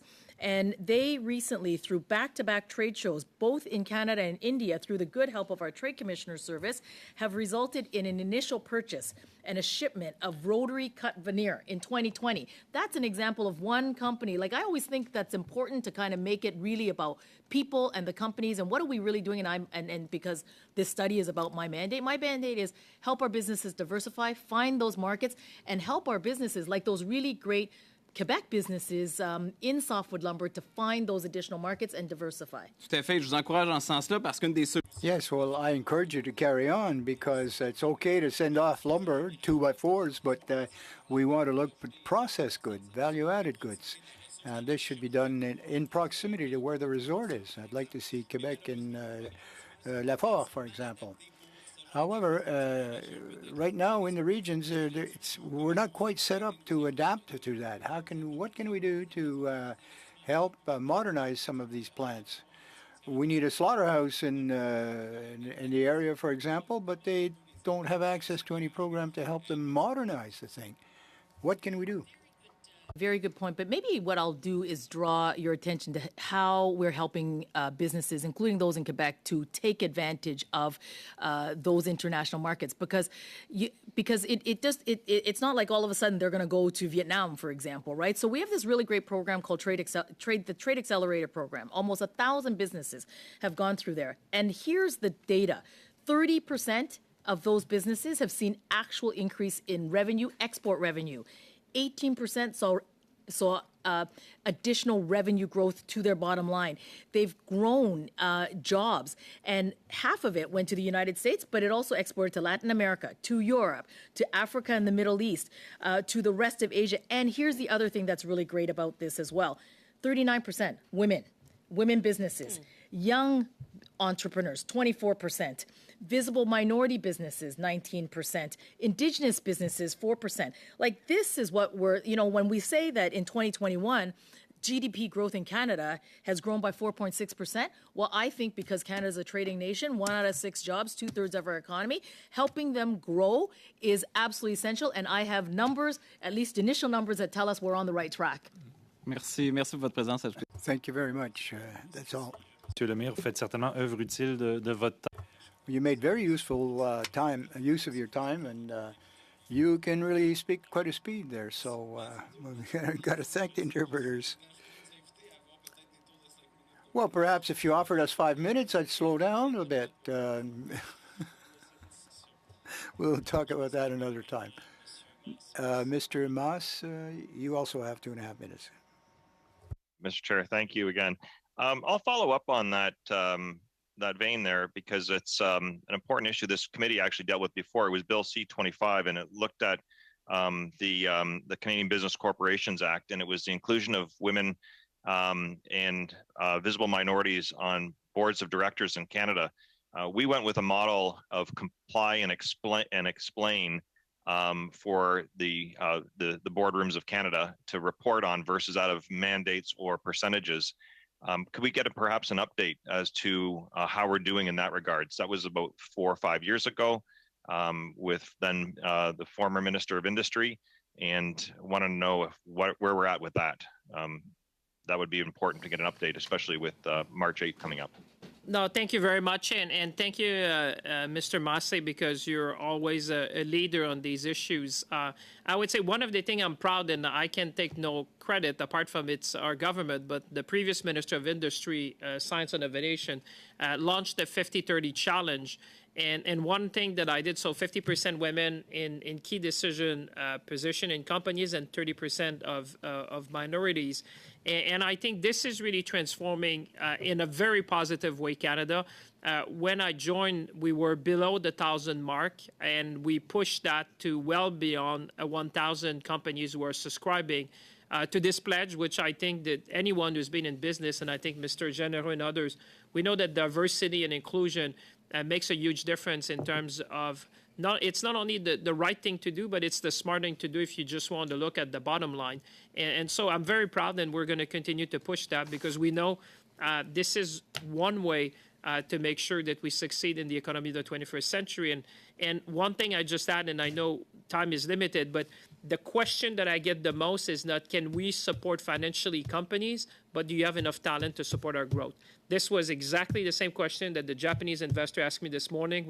It was not about the grant or the subsidy. Said, do you have enough talent for us to come in Canada? So I think that we need to use all the talent to succeed in the 21st century.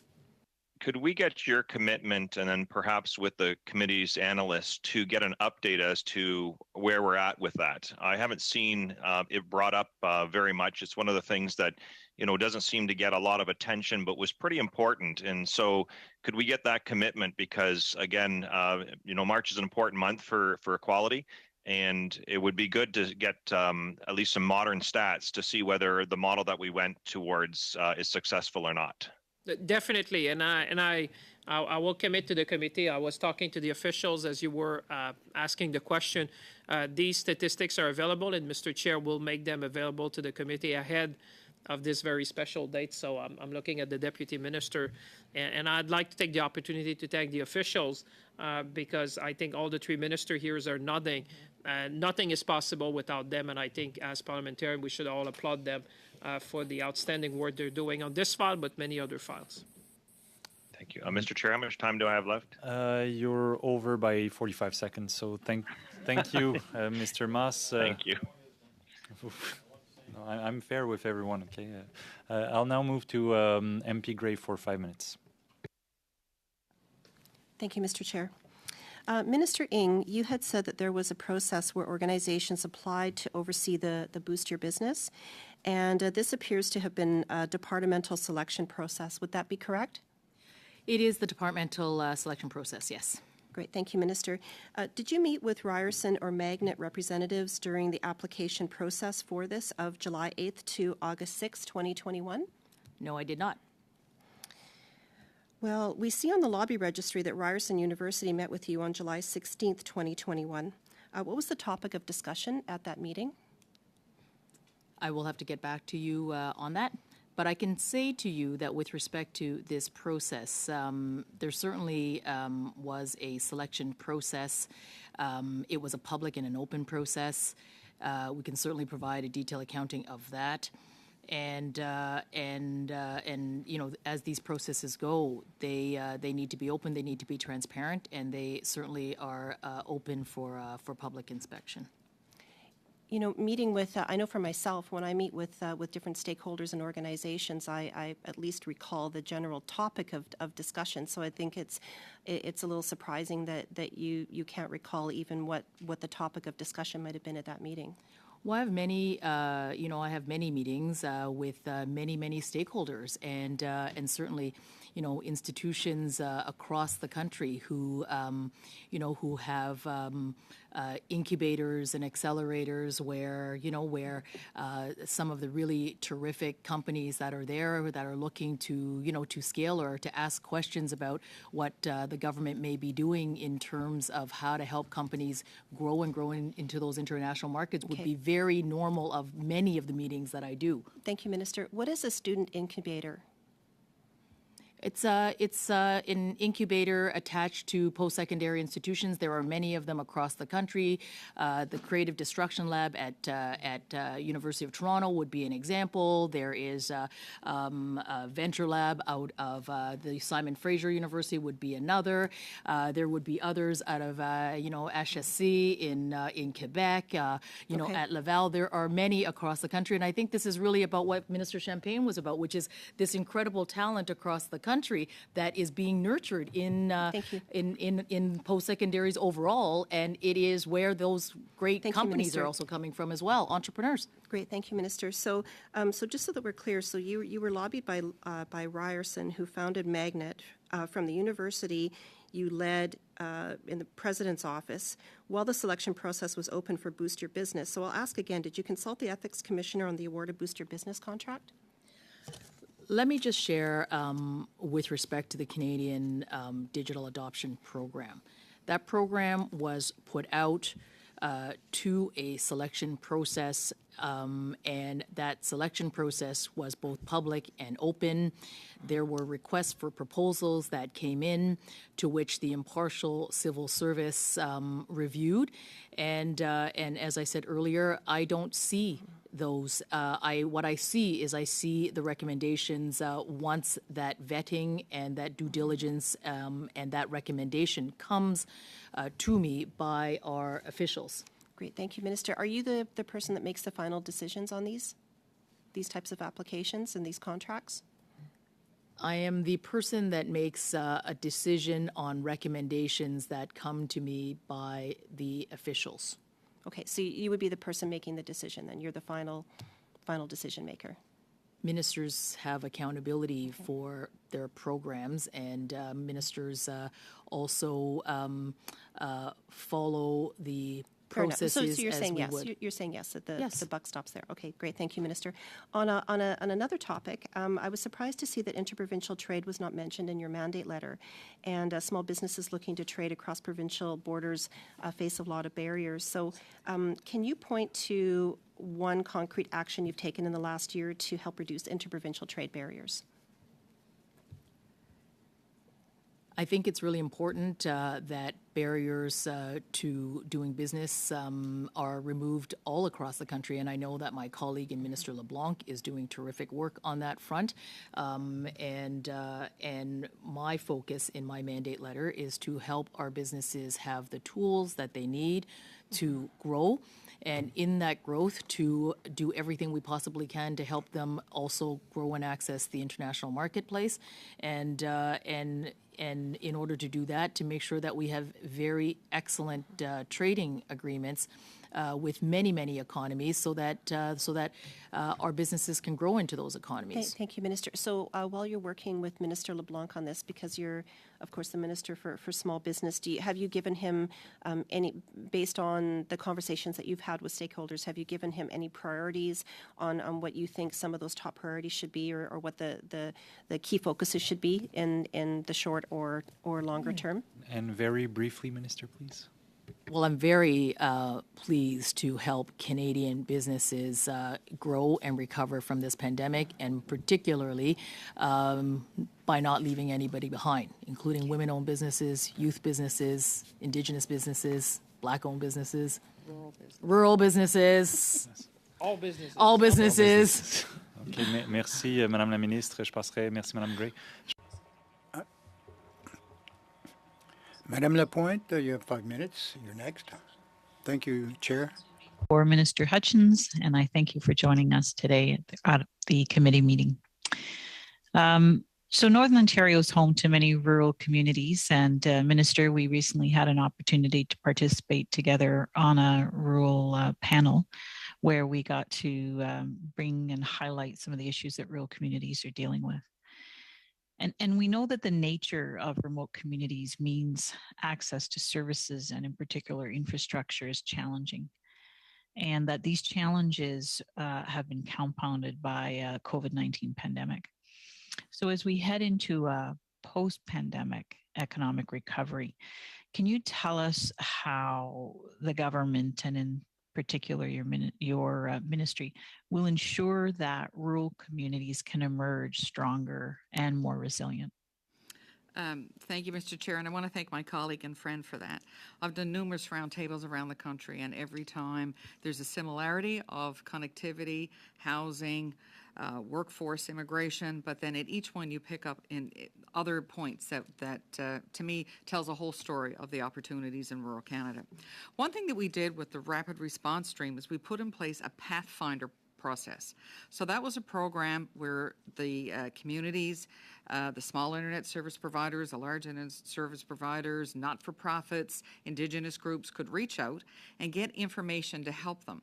Because one thing that we've heard loud and clear from rural communities is that sometimes they've got one or two workers in their paid employees in their community building. Sometimes they don't even have that, frankly.